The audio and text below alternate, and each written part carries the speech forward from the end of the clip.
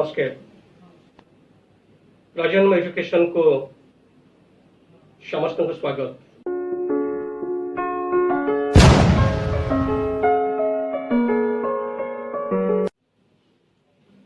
ये कार्यक्रम स्नातक एवं स्नातक स्तर में ओडिया विषय नहीं पढ़ुवा छात्र छात्री मानी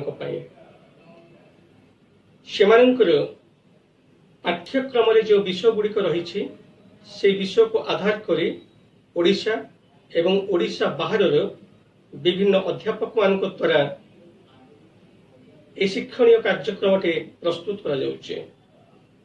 एई परिप्रेक्षी रे आमे जे दुईटी विषय रे पाठ्य प्रस्तुत करिछु।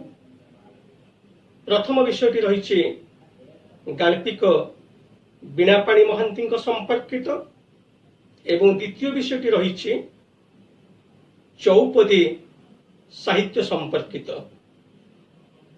तेबे आसंतु एबे प्रथम विषयटी को देखिबा सुनिबा।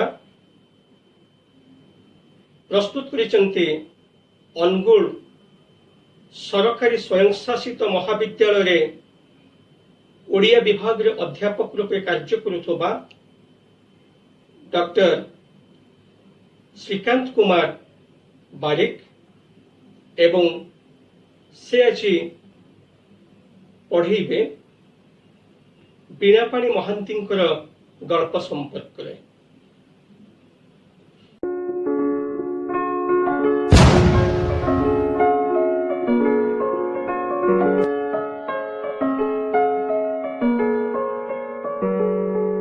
नमस्कार।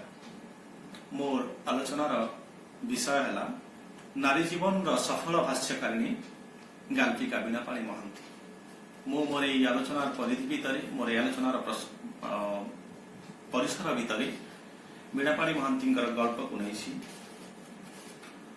One is not born but rather becomes a woman. It is civilisation as a whole that produce this creature which is described as feminine.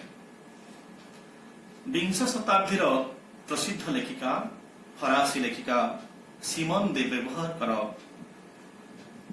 द्वारा लिखित एवं 1949 मसीह प्रकाशित द सेकेंड सेक्स पुस्तकर एक गुरुत्वपूर्ण झाड़ी दुईटीर मार्मिक अर्थ है नारीटी केबे हेले नारी हुई जन्म हुई न थाए बरं आमर रूढ़िवादी सभ्यता आमर रूढ़िवादी समाज व्यवस्था ताकू दुर्बला और अबला नारीटीए करी गढ़ी तोड़ी थाए। प्रकृत नारी और पुरुष परस्पर परिपूरक। जनकर बिना अन्यर स्थिति नहीं कि अभिव्यक्ति मध्य नहीं। एमाने ठीक गोटे मुद्रार दुईटी पार्श्व सदृश किंतु जेतेबेले सृष्टिर अभूतपूर्व संहति पातर अंतर्गत विषर मंजी बपन करा जाए सेतेबेले एही संहति लिंगगत वैषम्य देखा दिए। समय समय मन हुए पुरुष केन्द्रिक समाज व्यवस्थार पितृकेन्द्रिक स्वार्थपरता नारी विद्वेषी मनोभाव घृणा ईर्षा असूया अहंकार धर्षण वैरता और नारी को सबु मते सामाजिक सांस्कृतिक राजनैतिक एवं अर्थनैतिक दिगरु नारी को सबु मते न्यून मन करिवार एक विकल मानसिकतारु लिंगगत संघर्ष जन्म निये। एही लिंगगत संघर्ष ही परवर्ती काल रे एक द्वंद्विक संघर्ष रे रूपांतरित हुई आंदोलन रे परिणत हुई। आधुनिक विश्व में देखा देइथिबा वुमेन लीव बर्न दी ब्रा मूवमेंट फेमिनिस्ट रिवोल्यूशन यार ज्वलंत उदाहरण। प्रकृत एक गुरुत्वपूर्ण कथा हेउछि एही विचारधारा रे विश्वास करुथबा स्रष्टांक मतरे नारी एक देह नुहे वस्तु नुहे भोग्या क्रीड़ा नुहे भिन्न बा आदर्श नुहे बरं से एक व्यक्तित्व से एक अस्तित्व एवं लिंगगत वैषम्यर ऊर्धरे थिबा मानवीय एकत्वर मार्मिक उच्चारण तेणु ଏହି କ୍ଷେତ୍ରରେ ବିଭେଦୀକରଣର କୌଣସି ମୂଲ୍ୟ ଏଠି ନାହିଁ ବରଂ ଦୁଇ ଆଖିର ଦୁନିଆ ପୁରୁଷ ଓ ନାରୀ ବରଂ ଦୁଇ ଆଖିର ଦୁନିଆର ସଂହତି ଓ ଅପୂର୍ବ ସମନ୍ୱୟରେ ଏକ ନୂତନ ବିଶ୍ୱର ବିନିର୍ମାଣ ସମ୍ଭବପର ବୋଲି ବିଚାର କରାଯାଏ। ଏହିଭଳି ଏକ ବୃହତ୍ତର ଭାବ ଚେତନାକୁ ନେଇ ଏହିଭଳି ଏକ ବୃହତ୍ତର ଭାବ ଚେତନାକୁ ନେଇ ଓଡ଼ିଆ ସାହିତ୍ୟ ତଥା ସର୍ବଭାରତୀୟ ସାହିତ୍ୟରେ ପ୍ରସିଦ୍ଧି ଅର୍ଜନ କରିଥିବା ଲେଖିକାମାନଙ୍କ ମଧ୍ୟରେ ବୀଣାପାଣି ମହାନ୍ତି ଅନ୍ୟତମ। 11 ନଭେମ୍ବର 1936 ମସିହାରେ କେନ୍ଦ୍ରାପଡ଼ା ଜିଲ୍ଲାର ଚାନ୍ଦୋଳ ଗ୍ରାମରେ ଜନ୍ମଗ୍ରହଣ କରିଥିବା ବିଶିଷ୍ଟ ଲେଖିକା ବୀଣାପାଣି ମହାନ୍ତି ବୃତ୍ତିରେ ଅର୍ଥନୀତି ଅଧ୍ୟାପିକା ଓ ପ୍ରବୃତ୍ତିରେ ସାହିତ୍ୟ ସର୍ଜନାର ଅଧିକାରିଣୀ।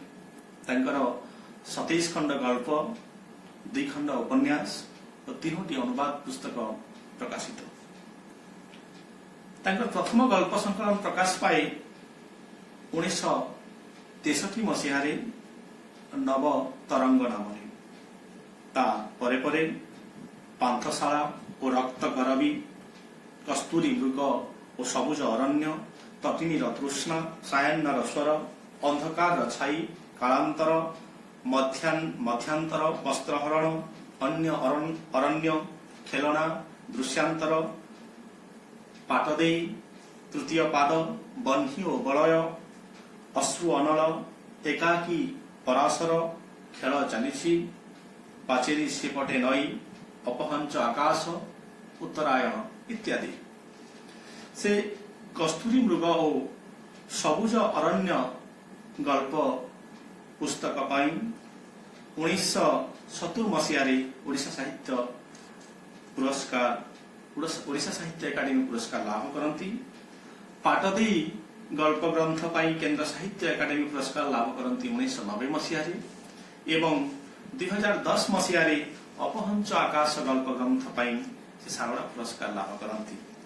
ତାଙ୍କର 2ଟି ଉପନ୍ୟାସ ମଧ୍ୟ ଅଛି, କୁନ୍ତୀ କୁନ୍ତଳା ଓ ଶକୁନ୍ତଳା ଏବଂ ମନସ୍ୱିନୀ। ତା ବ୍ୟତୀତ ଏହି ସାହିତ୍ୟ ସର୍ଜନା ପାଇଁ ସେ ଅନେକ ପୁରସ୍କାରରେ ପୁରସ୍କୃତ ହୋଇଛନ୍ତି।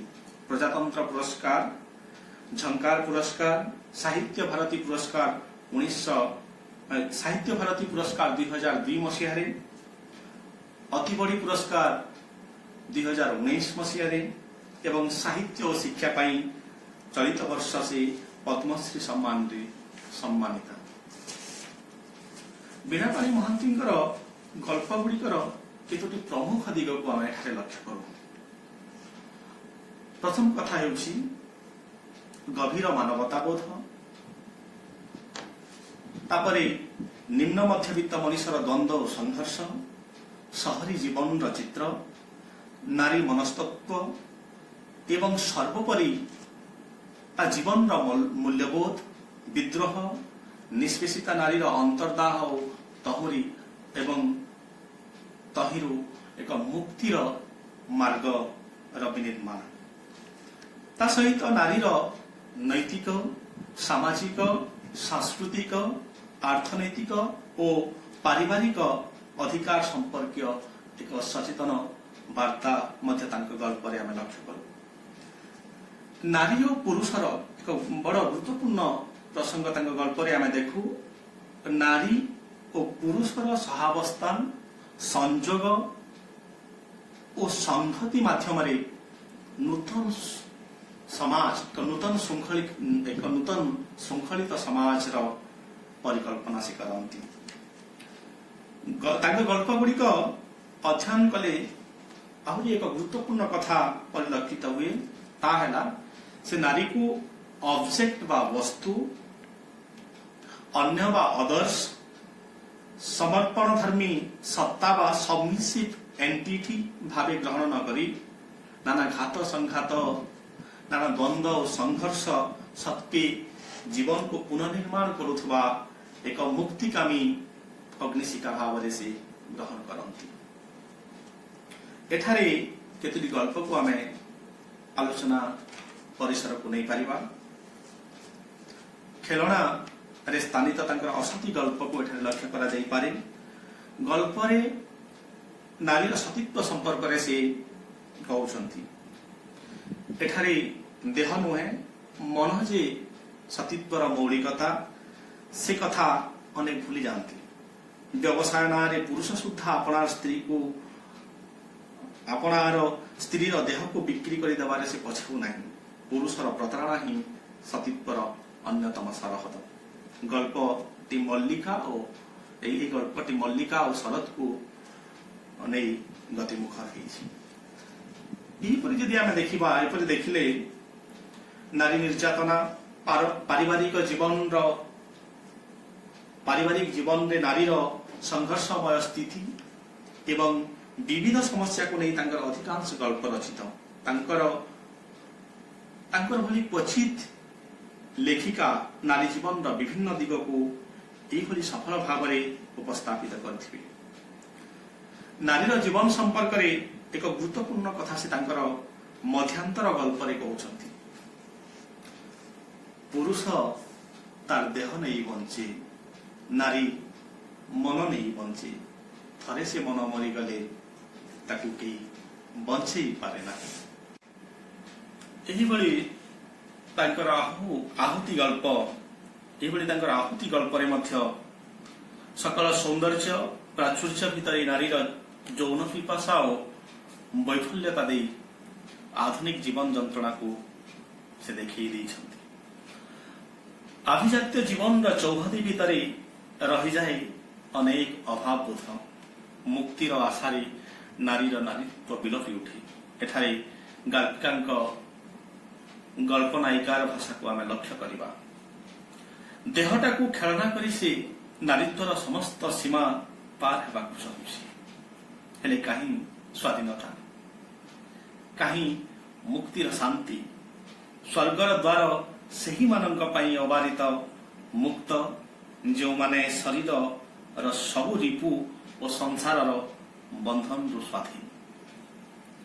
बेले बेले मन हुए बीणापाणीकर गल्परे आतजात हेउथबा चरित्र मानकर जीवन जीवा हेउछि एक साधारण जैविक प्रक्रिया परि। जीवन स्रोतर गतिपथरे जो सब सामाजिक मानसिक नैतिक चापमान आसे ता सहित लड़िबा भी एक जैविक प्रक्रिया। जेते जटिल हेउ पछे जीवन, जेते हिंस्र हेउ पछे संसार, जेते अंधार जेते विषादमय हेउ पछे जीवापण ताकू से माने आंतरिकतार सहित भल पाती एवं पुणी थरे नूतन मुक्तिर बाट फिटाई थांती। पाट देई गल्प एही दृष्टि एक माइल खुंट। पाट भली एक गणधर्षिता झील को समाज आगे ठिया करई एक मुखापिंधा कलुषित रूढ़िवादी सामाजिक व्यवस्थार नग्न रूप को से देखी देउछंती। पाट जिते बड़े तार साई पड़िशा आगे ठिया ही बंधु भाई आत्मीय जनम को धर्षणकारी बोली अंगुली निर्देश करुछि सेते बेले आउ केही सेठू बाट काटी बा पळेई जिबा पाई बाट पाउ नाहंती। ससरे तार छुआ को से बुझौछि केडी मार्मिक ए भाषा गोटे जीवन बोध को ए दुई धारी भितर केमिति गाल्पिका चमत्कार ढंगरे कहि दैछंती। डर नारे धन ए जगत रे किए मर्द अछि। डर नारे धन ए जगत रे किए मर्द पुओ अछि जे तो बाप बोली चिन्हा देव सेति पई कान नारे तो मां तो अछि। पाट एठारे पलायन करी आत्महत्या करिनी बा कोनोसी कुओ बा पोखरी को डेई पड़िनी बा तार जीवन हारिनी बरं से जीवाटा को गोटे विप्लव गोटे चैलेंज गोटे एडवेंचर भाव में ग्रहण करनी। पुणी थरे से समाज को फेरी आसी समय सह जुझी पुणी थरे अंटा सड़की से ठिया होइछि। ओडिया गल्पर जेतिकी नारी चेतना को नहीं जन्म होता गल्प भितर ये गोटे एक व्यतिक्रम बोली कहुपे ये अनेक गल्प अच्छी वीणापाणी महांती तटिनीर तृष्णा दर्पण नई काचघर और अपराजिता द्वितीय ईश्वर चित्रित अंधार जौ दीप आरोहण मरुछाया कलोलिनी बिटपी शिखा इत्यादि गल्पगुड़िक नारीर विद्रोह स्वर बड़ तीव्र सबु व्यर्थता सबु हताशाबोध शक्ति नारी चरित्र मुक्ति और आश्वासना गोटाती नारी चरित्र माने मुक्तिर एवं आश्वासनार मंजी गोटाती जंत्रणाक्त जीवन भितर भी सेमाने स्नेह विश्वास और प्रेम को आधार करी नूतन जीवन दियंती से दृढ़तार सहित विश्वास करती देहर देहली जे नारीर केवल स्वराज्य नुहे लुहलहुर अलंधु लचा पृथ्वी रे सांकुली हेबाकु से चाहेनी बरं युद्ध राजनीति अर्थनीति एवं सामाजिक क्षेत्र रे सबुथिरे से निजकु जाहिर करिबा पई अंता भिड़े बेले बेले मन हुए पुरुष केन्द्रिक देहज प्रेम भाग्य और ईश्वर विरुद्ध रे युद्ध और विप्लवर नांदीपाठ शुणाई थाए गल्प गुड़िक शैली दृष्टि जदि आम वीणापाणी महांती गल्प को देखा गल्प अति सहज एवं अति सावलील भाषा रचित होता है शाब्दिक इंद्रजाल गल्प भितर न थाए किंतु एक स्फोट बिंदु थाए जहाँ आम गल्पाणु बोली कहू से स्फोट बिंदु समय समय एमती विस्फोरित हुए जहाँ सबरी हृदय भितर संचरी जाए आम इंग्राजी पॉइंट ऑफ इल्यूमिनेशन बोली कहवा जड़े प्रख्यात कवि ओडिया कवि गल्प प्रसंग आलोचना करछंती यही सब दृष्टि विचार कले ओडिया गल्प साहित्य गाल्पिका भाव में प्रतिष्ठा अर्जन करिथिबा बसंत कुमारी पट्टनायक हेमलता मानसिंह त्रिवेणी देवी प्रतिभा राय सुधांशुबाला पंडा सरोजिनी साहू प्रभृति मध्य वीणापाणी महांती स्वर और स्वाक्षर वीणापाणी महांती गल्पर स्वर और स्वाक्षर स्वतंत्र भाव में बारी पड़े से ही आम साहित्यर सर्वश्रेष्ठ गर्व और गौरव। धन्यवाद। एबे आसंतु देखिबा द्वितीय आलोचना ओडिशार चौतीस साहित्य संपर्क रे आलोचना करिसेंती डॉक्टर गोपाल कृष्ण आचार्य अध्यापक रमादेवी महिला महाविद्यालय भुवनेश्वर। आसंतु एबे देखिबा आलोचना ओडिशार चौतीसा साहित्य।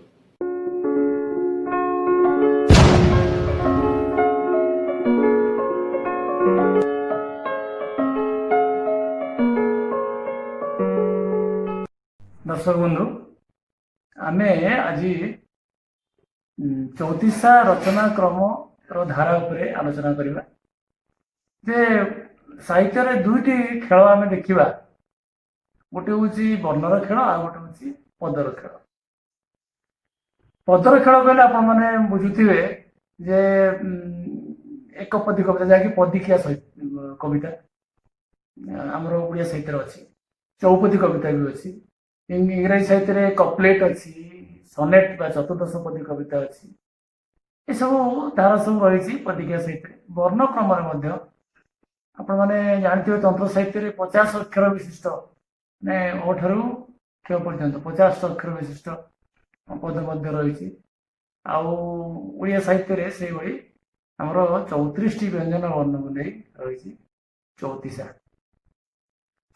रु 34 आई कठारू क्ष पर्यंत व्यंजन वर्ण मानकर आद्य अक्षर को नहीं पद आरंभ होती ये 34 आरंभ होता है केतबेले ताहा 2 पादरे एक पद होता है केतक जगह 4 पादरे एक पद होता है प्राचीन मध्ययुगीय साहित्य धारा एटा सब अच्छी आजिकल कवि मैंने लिखिं 34 क्रम जो अधिका पद रोचे मोर गोटे निजस्व गोटे कविता अच्छी 34 क्रम ठन ठन 34 गोटे हास्यरसात्मक साहित्य ଏବଂ ତା ସହିତ ବୋଧେ ଏକ୍ସପେରିମେଣ୍ଟ ଚଉତିଶା ଗୋଟେ ସେଇଭଳି 4 ପାଦରେ ଠାରୁ ଅଧିକା ପାଦ କରି ଚଉତିଶା କରିଛି। ଛାଡ଼ନ୍ତୁ ସେ କଥା। ବର୍ତ୍ତମାନ ଆମେ ଆଲୋଚନା କରିବା ଯେ ଚଉତିଶାରେ କ'ଣ କ'ଣ ବିଭବ ରହିଥାଏ। ଆପଣମାନେ ଜାଣନ୍ତି ଯେ ପ୍ରଥମ ବିଭବଟି ହେଉଛି ଯେ ସେଥିରେ ଗୋଟେ କବି କୌଶଳ ଥିବ। ସବୁ କବିମାନଙ୍କର କୌଶଳ ଅଲଗା ଅଲଗା ପ୍ରକାର। ଏବଂ ଦ୍ୱିତୀୟ କଥାଟି ହେଉଛି ଯେ ନିର୍ଦ୍ଦିଷ୍ଟ ପଦ ମଧ୍ୟରେ ଭାବର ସାମର୍ଥ୍ୟ ରହିଥାଏ। ଭାବ ସାମର୍ଥ୍ୟ ରହିଥିବ ଏବଂ ସେଥିରେ କବିର କୌଶଳ ରହିଥିବ। ମାନେ ସଂରଚନାତ୍ମକ ଜିନିଷ ଥିବ ଏବଂ ଗୁଣାତ୍ମକ ମାନ ମଧ୍ୟ ରହୁଥିବ। ଆପଣମାନେ ଜାଣିଥିବେ ଯେ ହିନ୍ଦୀ ସାହିତ୍ୟରେ ମଧ୍ୟ ଏଇଭଳି ଚଉତିଶା ଅଛି ଯାହାକୁ ଅଖରାବଟ ବା ପଖହରା କେତେକ ଜାଗାରେ ମଧ୍ୟ କୁହନ୍ତି। ଯେ ଅକ୍ଷରାବର୍ତ୍ତଟା ମୂଳ ହଉଛି ଅକ୍ଷରାବର୍ତ୍ତ, ଅକ୍ଷରର ଆବର୍ତ୍ତ ଅକ୍ଷରାବର୍ତ୍ତ। ଯାହା ହଉ ଯେ ବର୍ତ୍ତମାନ ଆମେ ତାର ସଂଜ୍ଞା ଯଦି ନିର୍ଣ୍ଣୟ କରିବା ତାହେଲେ କ ଠାରୁ କ୍ଷ ପର୍ଯ୍ୟନ୍ତ 34ଟା ବ୍ୟଞ୍ଜନ ବର୍ଣ୍ଣକୁ କ୍ରମାନୁସାରେ ଆଦ୍ୟରେ ରଖି ଯେଉଁ କବିତା ରଚନା କରାଯାଏ ତାହାକୁ ଚଉତିଶା କୁହାଯାଏ। କ ଠାରୁ କ୍ଷ ପର୍ଯ୍ୟନ୍ତ 34ଟି ବ୍ୟଞ୍ଜନ ବର୍ଣ୍ଣ ତାକୁ ଆଦ୍ୟରେ ରଖି ଯେଉଁ କବିତା ରଚନା କରାଯାଏ ତାକୁ ଚଉତିଶା କୁହାଯାଏ। ତେବେ ସର୍ବନିମ୍ନ ମୁଁ କହିଛି 2 ପାଦରେ ଗୋଟେ ପଦ ହେଇପାରିବ କିମ୍ବା 2 ପାଦରୁ ଅଧିକା 4 ପାଦରେ ଗୋଟେ ପଦ ହେଇପାରିବ, ଯୋଉଟା କି ପ୍ରାଚୀନ ଏବଂ ମଧ୍ୟଯୁଗୀୟ ଧାରା ମଧ୍ୟରେ ରହିଥିଲା। ଆଜିକାଲିର କବିମାନେ ତାକୁ ଅଧିକା ମଧ୍ୟ କରୁଛନ୍ତି। ଯଦିଓ ଚଉତିଶା ଗୋଟେ ସଂଯୋଗକାରୀ ସେତୁ ପ୍ରାଚୀନ ଯୋଉ ଆଖ୍ୟାନମୂଳକ କବିତା ବା ପ୍ରାଚୀନ ଯୋଉ ଦୀର୍ଘ କବିତା ଏବଂ ବର୍ତ୍ତମାନ ଯୋଉ କ୍ଷୁଦ୍ର କବିତା ମଧ୍ୟରେ ଲୋକମାନଙ୍କର ବେଶୀ ପ୍ରିୟ ପାତ୍ର ହେଇପାରିଛି। ତେଣୁ ଚଉତିଶାର ଯୋଉ ଚାହିଦାଟା ତାହା ବର୍ତ୍ତମାନ ମଧ୍ୟ କମିଲାଣି। ଏବେ ଆପଣମାନଙ୍କୁ ମୁଁ ଗୋଟେ ଉଦାହରଣ ଦେବି ଯେ କେତେକ ସ୍ଥଳରେ କ'ଣ ହେଇଥାଏ। ଏଇଟା ଗୋଟେ ଆଉ ଗୋଟେ ଭଲ କଥାଟେ ଯେ କ ଠାରୁ କ୍ଷ ନ ହେଇକିରି କ୍ଷ ଠାରୁ କ ପର୍ଯ୍ୟନ୍ତ ବ୍ୟଞ୍ଜନ ବର୍ଣ୍ଣକୁ ନେଇକିରି ମଧ୍ୟ ଚଉତିଶା ହେଇଥାଏ। ତାକୁ ଓଲଟ ଚଉତିଶା କୁହାଯାଏ। ଓଲଟ ଚଉତିଶା କବି ସମ୍ରାଟ ଉପେନ୍ଦ୍ର ଭଞ୍ଜଙ୍କର ଏମିତି ଓଲଟ ଚଉତିଶା ମଧ୍ୟ ଅଛି। ବୃତ୍ତ କ୍ରମକୁ ଆମେ ଆସିବା ଯେ ସାଧାରଣତଃ ଆର ଗୋଟେ ବୃତ୍ତ ଥାଏ, କେତେକ ସ୍ଥଳରେ ଏକାଧିକ ବୃତ୍ତ ମଧ୍ୟ ରହିଥାଏ। ଆଉ ଚଉତିଶାରେ ଗୋଟେ ପଦ୍ଧତି ମଧ୍ୟ ରହିଥାଏ, ସ୍ୱତନ୍ତ୍ର ପଦ୍ଧତି ଯୋଉଟା ହଉଛି ମେଷ ଯୁଦ୍ଧ ପଦ୍ଧତି, ମାନେ ମେଣ୍ଢା ମାନଙ୍କର ଯୁଦ୍ଧ। କେମିତି ହବ ନା ଯୋଉଥିରେ କି ଆପଣଙ୍କର କ୍ଷ ପରେ ଖ ରହିବ ଏବଂ କ ପରେ କ୍ଷ ରହିବ ବା ଖ ରହିବ ଏବଂ ଖ ପରେ ହ ରହିବ। ଏମିତି କେତେ ଗୁଡ଼ିଏ କଥା ଥାଏ ଏବଂ ଶେଷରେ କବି ନିଜର ନାମ ମଧ୍ୟ ସେଥିରେ କହିଥାଏ, ଯୋଉଟାକୁ ଆମେ କହୁ ଭଣିତା ପଦ। ତେଣୁ ଏଇ ହଉଛି ଚଉତିଶା ସମ୍ପର୍କରେ ପ୍ରଥମେ ଏକ କିଞ୍ଚିତ ଧାରଣା।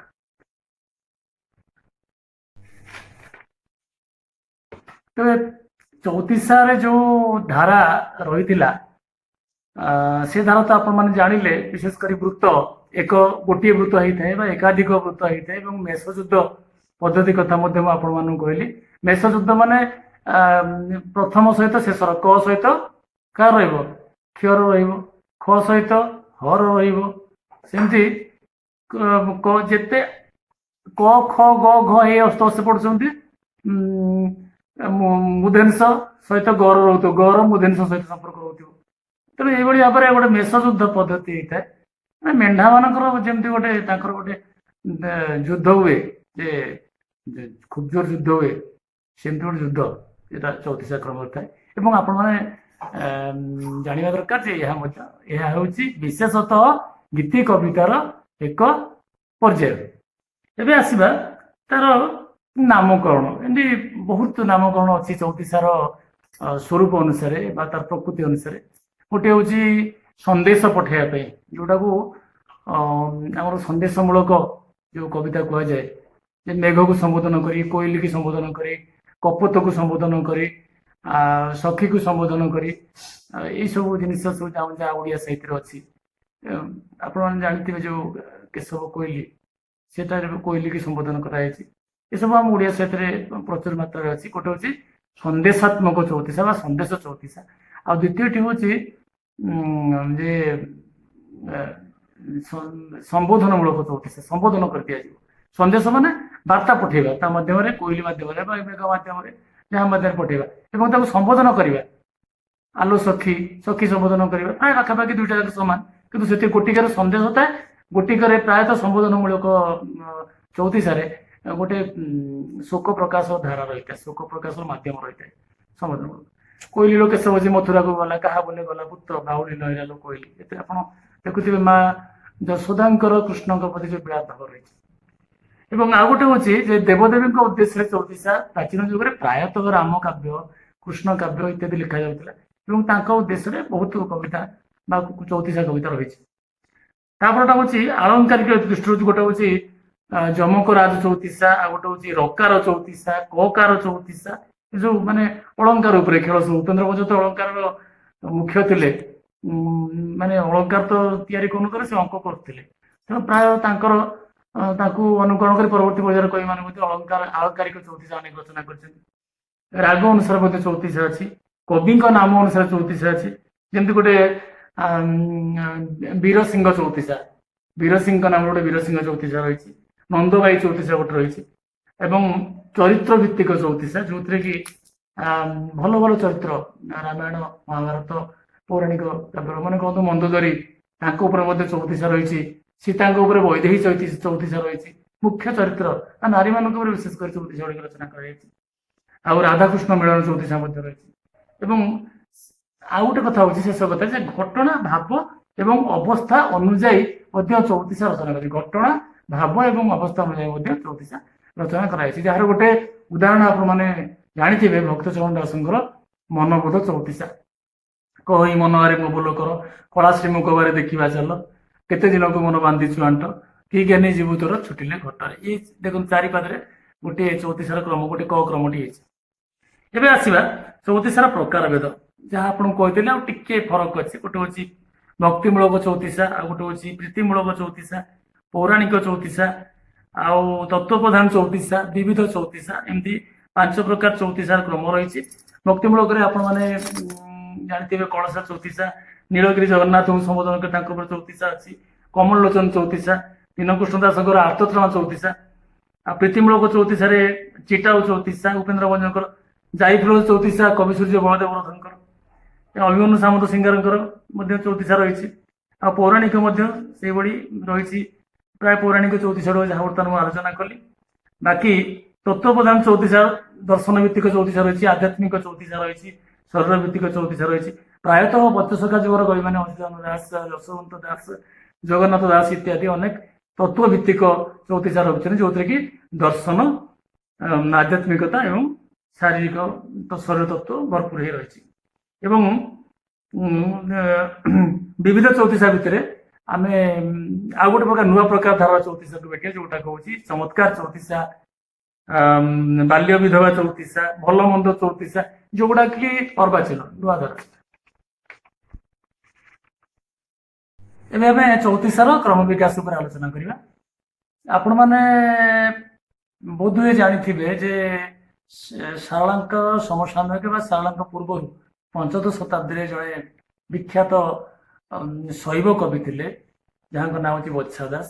ସେ ଗୋଟିଏ ଚଉତିଶା ରଚନା କରିଥିଲେ, ଯୋଉ ଚଉତିଶା କଳସା କ୍ରମରେ ଲେଖାଯାଇଛି, ଯାହାର ନାଁ ହଉଛି କଳସା ଚଉତିଶା। ଯୋଉଥିରେ କି ଶିବ ବିବାହ ପ୍ରସଙ୍ଗଟି ରହିଛି। ଶିବ କେମିତି ବିବାହ ହେଇଥିଲେ ଏବଂ ହାସ୍ୟରସାତ୍ମକ ଶୈଳୀରେ ଶିବ ବିବାହ ପ୍ରଥାଟି ଏଥିରେ ଲେଖାଯାଇଛି। ଏବଂ ସବୁଠୁ ବଡ଼ କଥା ହଉଛି ଯେ କେମିତି ଗୋଟେ